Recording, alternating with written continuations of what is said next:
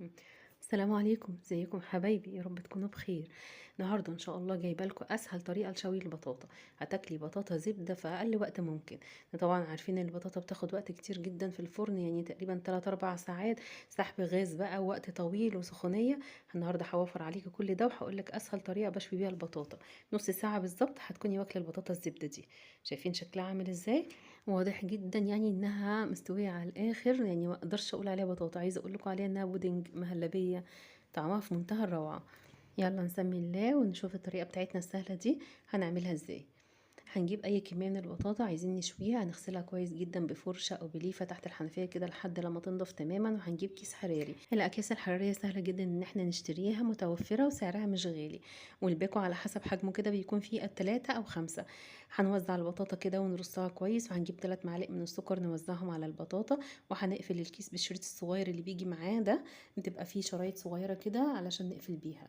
هنربطها كويس وهنجيب مقص وهنفتح بيه فتحات صغيره او بسكينه. المهم ان احنا هنعمل 4 5 فتحات كده صغيرين علشان البخار ما يتكتمش فيه ويخرج. بعد كده هنجيب صينيه او صاج وهنحط فيه الكيس بتاعنا، وهنكون مشغلين الفرن على اعلى درجه حراره قبل ما ندخل البطاطا ب10 دقايق. مش هنحطها على الأرضية مباشرة، هننزل الشبكة على تاني درجة كده بعد الأرضية، وده علشان ما تلزقش. وهندخلها نص ساعة بالظبط، وبعد كده هنضغط عليها نختبرها هنلاقيها استوت تماما. ده شكلها بعد نص ساعة. استوت تماما 100% واتفتحت من بعضها زي ما انتوا شايفينها كده. على فكرة ما اضفتلهاش مية ولا اي سوائل، هي السكر انصهر كده وساح فيها واستوت كده منها في بعضها، وطعمها في منتهى الجمال. عايزه اقول لكم حاجه، لو بتحبوا طعم القرفه ممكن نخلط على ال3 معالق سكر دول نص معلقه صغيره من القرفه، ونوزعهم عليها لما نيجي نحطها في الكيس الحراري. شايفين شكلها تحفه تحفه بجد. ده غير طبعا ريحتها، يعني عايزه اقول لكم ولا بطاطا العربيات.